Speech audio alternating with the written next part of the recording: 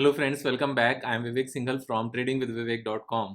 और आज हम बात करने वाले हैं बजाज फिनसर्व के बारे में। बजाज फिनसर्व एक्चुअल में काफ़ी बिजनेसेस में हैं और ये सारे बिजनेस फाइनेंशियल मार्केट से रिलेटेड ही हैं, फाइनेंस से रिलेटेड हैं। और इसको समझने के लिए डिटेल में मैं आपको एक छोटा सा यहाँ पर चार्ट दिखा सकता हूँ। So basically Bajaj Finserv limited ये बजाज ग्रुप का पार्ट है। और बजाज फिनसर्व का जो डायग्राम कहता है यहाँ पर कि बजाज फिनसर्व की हिस्सेदारी बजाज फाइनेंस लिमिटेड में 52.45% है। और यहाँ पर बजाज आलियांज जनरल इंश्योरेंस में 74% है, बजाज आलियांज लाइफ इंश्योरेंस में 74% है, और Bajaj Finserv direct limited and Bajaj Finserv health limited. Now इससे अलग जो यहाँ पर बजाज फाइनेंस है, बजाज फाइनेंस का जो बिजनेस है उसमें बजाज हाउसिंग फाइनेंस भी है और बजाज फाइनेंशियल सिक्योरिटीज भी है। तो यानी कि नॉन बैंकिंग फाइनेंशियल सर्विसेज जितनी भी तरह की हैं, इन्होंने सब कुछ यहाँ पर कैप्चर कर रखा है। सिर्फ और सिर्फ बैंक ही ऐसा है जो बचा हुआ है। नाउ वन मोर पॉइंट, यहाँ अगर हम देखें तो इन्होंने अभी फिलहाल म्यूचुअल फंड में भी अप्लाई किया था। And apart from these Bajaj Finserv also has two other fully owned subsidiaries, BFS Asset Management Company यानी कि Bajaj AMC, which has started operations and has launched its first fund in Q1 2024, and BFS Ventures। तो यहाँ पर ये भी है और उसके साथ में यहाँ पर डिटेल में फिर आगे नीचे इसकी थोड़ी सी डिटेल फर्दर भी दी गई है कि Bajaj Finserv asset management limited filed for its 7 products with SEBI in March 23 and April 23।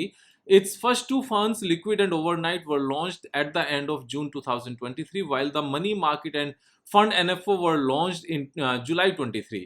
उसके साथ में BFS has also incorporated Bajaj Finserv Ventures Limited, a fully means a wholly owned subsidiary which will focus on alternative investment funds। तो यहाँ पर basically 3-4 services अगर हम इसको divide करें, एक हाउसिंग फाइनेंस हो गया, एक कंज्यूमर फाइनेंस हो गया, उसके साथ में यहाँ पर एसेट मैनेजमेंट कंपनी हो गई। एसेट मैनेजमेंट कंपनी में म्यूचुअल फंड्स भी हैं, लिक्विड फंड्स भी हैं और यहाँ पर ऑल्टरनेटिव इन्वेस्टमेंट फंड्स भी हैं।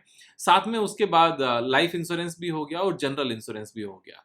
तो ये सारे मेन बिजनेसेस हैं बजाज फिनसर्व के। इसमें जो हाउसिंग फाइनेंस है और जो कंज्यूमर फाइनेंस है, ये बिजनेस किया जाता है बजाज फाइनेंस के थ्रू। बजाज फाइनेंस में इसकी हिस्सेदारी 50% से ज्यादा है, बाकी में 74% एंड 100% के आसपास है। तो ये कोई एक बिजनेस नहीं है, मीन्स सभी जगह इन्होंने अपनी अच्छी पकड़ बनाई हुई है और they have a very good track record in last 10 years कि इन्होंने अच्छे से पैसा कमाया है और इनको आता है पैसा कैसे कमाते हैं। सो starting from the revenue of 2,700 crore, it has gone up to 89,000 crore। Means इतना अच्छा ट्रैक रिकॉर्ड जल्दी से देखने को नहीं मिलता। और ऐसा नहीं है कि सिर्फ और सिर्फ यहाँ पर रेवेन्यू ही ग्रो की, simultaneously in the same manner यहाँ पर लेस देन 2,000 करोड़ के नेट प्रॉफिट से बढ़ते हुए this is 13,000 crore rupees of net profit.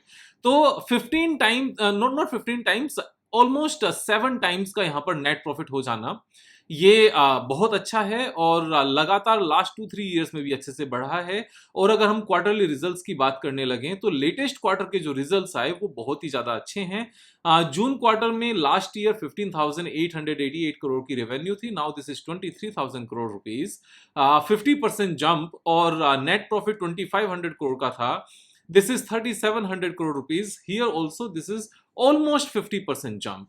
तो ये सारे नंबर्स बहुत अच्छे हैं, उसमें किसी भी तरह की दो राय नहीं है। जहां तक बात करें यहाँ पर बोरोइंग नजर आती है काफी हद तक। तो जिन लोगों ने क्लासेस नहीं देखी हैं जो मैंने ऑनलाइन अपलोड की हुई हैं, उनके माइंड में क्वेश्चन आ सकता है भाई इतनी ज्यादा बोरोइंग है अपने फंड के कंपैरिजन में। तो बोरोइंग इसलिए है क्योंकि इनका कंज्यूमर फाइनेंस का बिजनेस है और फाइनेंस का जो बिजनेस होता है वो लोन लेकर लोन देना होता है। तो इस तरह की कंपनीज के लिए लोन का होना किसी तरह का लोन काउंट नहीं होता, बल्कि इसको एक इन्वेंट्री काउंट किया जाता है। क्योंकि अगर ये लोन लेंगे नहीं तो लोन देंगे कहां से, वो बिजनेस कैसे चलेगा। तो बैंकिंग और नॉन बैंकिंग फाइनेंशियल कॉर्पोरेशन के केस में अगर लोन है सो दिस इज ओके। यहाँ इस बात को समझने की जरूरत है। जहां तक बात करें हम यहाँ पर शेयर होल्डिंग पैटर्न की, सो एवरीथिंग इज कंसिस्टेंट। तो पब्लिक के पास 3 क्वार्टर पहले भी 24% था, अभी भी 24% है। प्रोमोटर के पास 60% था, अभी भी 60% है। एफआईए के पास 7% था, अभी भी 7% है। और डीआईएस के पास 6.83 था, अभी 7.30 है। तो ऑलमोस्ट सब कुछ सेम है। और पब्लिक में अगर डिटेल में जाएं तो यहाँ पर 2 नंबर्स हम देख सकते हैं, Jaya Hind industries limited and Neeraj Bajaj. यहाँ पर जो पहले ट्रस्टी के नाम पर था, अभी नीरज बजाज जी के नाम पर नजर आता है। सो 5% यहाँ पर है, यानी कि जनरल पब्लिक के पास 20% है, means 80% is with the strong hands. तो यहाँ बिजनेस अच्छा है। बिजनेस कंसिस्टेंटली ग्रो करता रहेगा, क्योंकि हाउसिंग फाइनेंस लगातार बढ़ेगा, कंज्यूमर फाइनेंस लगातार बढ़ेगा, यहाँ पर म्यूचुअल फंड इंडस्ट्री लगातार बढ़ेगी, जनरल इंश्योरेंस लगातार बढ़ेगा, लाइफ इंश्योरेंस लगातार बढ़ेगा, क्योंकि इन सभी का जो लिंक है वो जीडीपी ग्रोथ से सीधा सीधा है। अब बात ये आती है कि जो जियो फाइनेंशियल सर्विसेज अभी लिस्ट होने वाली है, वो इनको कड़ी टक्कर दे सकते हैं, क्योंकि उनके भी जो 3 बिजनेसेस हैं वो सेम ही हैं। उसके लिए अलग से वीडियो में बनाऊंगा। एक बिजनेस उनका आने वाला है इंश्योरेंस का, सेकंड आने वाला है यहाँ पर म्यूचुअल फंड्स का, और थर्ड आने वाला है यहाँ पर कंज्यूमर फाइनेंस का। और यही तीनों बिजनेस यहाँ पर बजाज फिनसर्व के हैं। तो ऐसे में क्या नजर आता है विवेक भाई, क्या ये बिजनेस इनका खत्म हो जाएगा, इनको मार पड़ेगी, क्या होगा क्या नहीं होगा? तो ऐसा कुछ नहीं होगा। इस बात को हमें थोड़ा सा समझना पड़ेगा कि जब कभी कोई नया प्लेयर मार्केट में आता है, तो एग्जिस्टिंग जो सबसे बड़ा प्लेयर है उसको कुछ भी खास फर्क नहीं पड़ता, वो लगातार ग्रो कर रहा होता है। जब रिलायंस जियो मार्केट में आया टेलीकॉम में, तो जो सबसे बड़ा एग्जिस्टिंग प्लेयर था उसको कुछ भी फर्क नहीं पड़ा, वो लगातार ऊपर चलता गया। जैसे एयरटेल की हम बात कर रहे हैं, लेकिन जो बाकी प्लेयर्स हैं उनको फर्क पड़ता है यहाँ पर। सेम इसी तरीके से जब पतंजलि आया, तो पतंजलि के आने से जो मेन एफएमसीजी के बड़े प्लेयर्स थे उनको कुछ फर्क नहीं पड़ा, और लेकिन जो छोटे छोटे मार्केट्स थी उनको वो खा गए। तो ऐसा हमेशा रहेगा। अभी रिलायंस के जो फैंटा के नाम से वो प्रोडक्ट लेकर आए, उसकी वजह से ऐसा नहीं हुआ कि जो कोक है या फिर जो अपना पेप्सी है इनको कुछ फर्क पड़ेगा, इनको फर्क नहीं पड़ा, दे आर कंसिस्टेंटली ग्रोइंग। लेकिन जो छोटी मार्केट थी उनको वो खा गए। तो सेम चीज यहां पर भी होगी। और वैसे भी बिजनेस इतना स्पीड से ग्रो कर रहा है कि यहां पर जो बड़े प्लेयर्स हैं वो भी ग्रो करेंगे, और जो एग्जिस्टिंग है, जो न्यू आ रहे हैं, वो भी यहां पर ग्रो करेंगे। सेम ही यहां पर पेंट कंपनीज में हुआ। पेंट में काफी नए प्लेयर्स आए, और नई न्यू प्लेयर्स पाइपलाइन में भी है। लेकिन इसका मतलब ये नहीं है कि एशियन पेंट का माल बिकना बंद हो जाएगा, या फिर जो न्यू कमर है वो बड़ा बन जाएगा और जो टॉप पर है वो यहां पर छोटा बन जाएगा। इसी तरह की क्लैरिटी मैंने जब इलेक्ट्रिक व्हीकल्स को, बैटरीज को लेकर दी थी, तो काफी लोग कह रहे थे कि Tata is going to have their own plant of battery, and same manner में बाकी कंपनीज भी यहां पर अपने प्लांट्स लेकर आएंगे। तो मैंने यही क्लैरिटी दी थी कि ऐसा नहीं है कि अमारा राजा बैटरीज या एक्साइड इंडस्ट्रीज ये बेकार हो जाएंगे, ये और भी बड़े होते जाएंगे, क्योंकि मार्केट यहां पर बड़ी हो रही है। तो जब भी मार्केट में कोई कॉम्पिटिटर आए, हमें इस बात का एहसास हो कि जो यहां पर मोनोपोली थी वो मोनोपोली नहीं रहेगी। तो एक बात ध्यान से समझने की जरूरत है कि 140 करोड़ पॉपुलेशन वाली कंट्री में, जहां जीडीपी लगातार ग्रो कर रही हो, वहां पर मोनोपोली कभी नहीं चलेगी। मोनोपोली की वहां पर जरूरत नहीं है। वहां पर अगर बड़े बड़े 4-5 4-5 प्लेयर्स भी होंगे, तो वो भी कंसिस्टेंटली ग्रो कर रहे होंगे, क्योंकि अभी जो यहां पर कैपिटा कंजम्पशन है इन प्रोडक्ट्स का, वो बहुत ही स्मॉल स्केल पर है। तो कहने का टोटल मीनिंग ये है, even though Jio financial is coming with all these 3 products, those are the same products जो बजाज फिनसर्व के हैं, but still Bajaj Finserv will keep on growing. ये मेरा मानना है, ये मेरी बिजनेस सेंस है, बिजनेस अंडरस्टैंडिंग है। फ्यूचर किसी को मींस कोई भी प्रोडक्ट में प्रिडिक्ट नहीं कर सकता, लेकिन जनरल समझ में यही आता है। और यही चीज आपको भी समझ में आएगी जब आप हिस्ट्री में इस तरह के एग्जाम्पल्स उठाकर देखोगे। जैसे आईटीसी के एफएमसीजी बिजनेस में आने से ऐसा नहीं है हिंदुस्तान यूनिलीवर को कुछ फर्क पड़ा। Hindustan Unilever is consistently growing, ITC भी अपने एफएमसीजी को यहां पर ग्रो कर रहा है। तो ऐसा होता है क्योंकि मार्केट में इसको बहुत बड़ा है। तो सेम ही चीज यहां पर नजर आती है। जो कंसिस्टेंट ग्रोथ यहां पर है, क्वार्टरली रिजल्ट्स में अगर आप देखो तो 3 इयर्स में नेट प्रॉफिटेबिलिटी ऑलमोस्ट डबल हो गई, और जो रेवेन्यू है, रेवेन्यू भी ऑलमोस्ट डबल हो गई। तो ये कंसिस्टेंट ग्रोथ मेरे हिसाब से चलती रहेगी। अब बात करते हैं यहां पर टेक्निकल्स की, कि टेक्निकल चार्ट पैटर्न क्या कहता है। तो टेक्निकल चार्ट पैटर्न यहां पर एक काफी अच्छा टेक्निकल चार्ट पैटर्न साफ साफ बना हुआ है, जब हम बजाज फिनसर्व के यहां पर चार्ट पैटर्न्स को देखते हैं। और यहां पर एक रेंज बाउंड ट्रेडिंग स्ट्रेटजी, जो मैंने अलग से वीडियो बनाकर सिखाया भी हुआ है, वो बनी हुई है।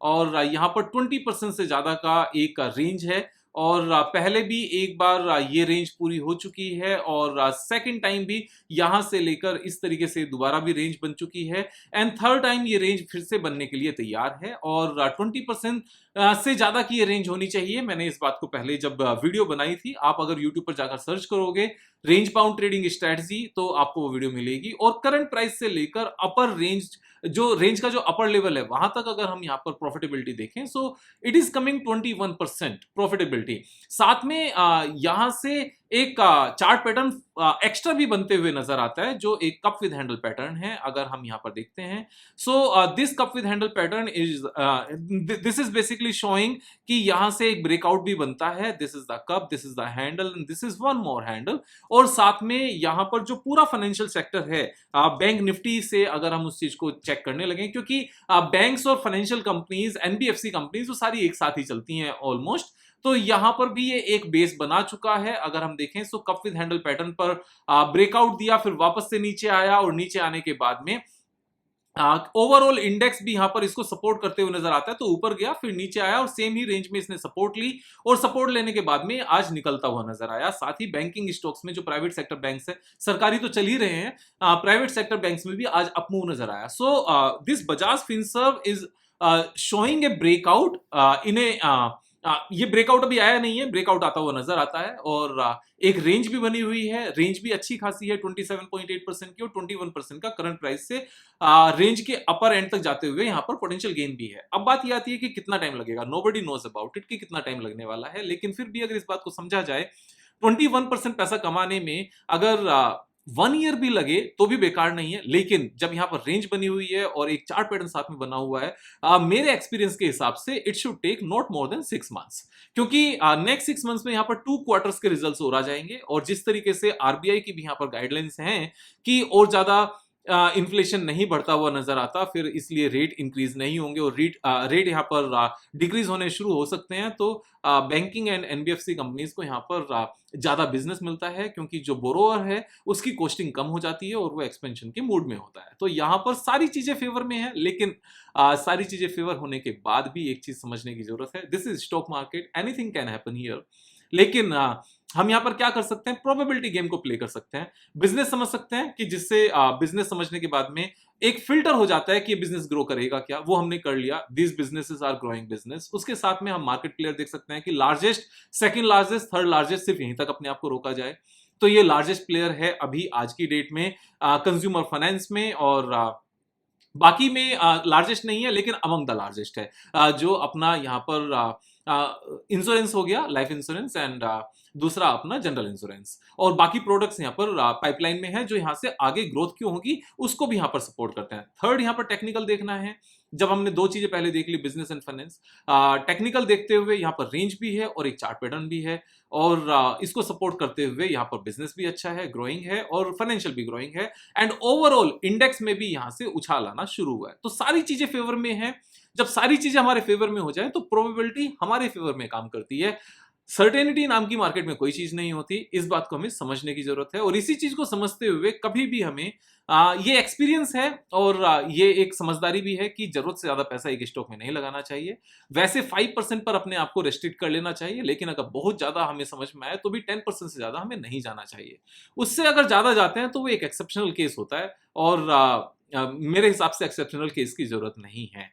तो मैं अपना एक्सपीरियंस आपके साथ में शेयर करता रहूंगा। आप दोस्तों के साथ यहाँ पर वीडियोस को शेयर करते रहो, सब्सक्राइब करना है, दोस्तों को बोलना है सब्सक्राइब करने के लिए, सब्सक्राइब कराना है। यहाँ पर कल फिर मिलेंगे एक नई वीडियो के साथ, तब तक जय हिंद, जय भारत।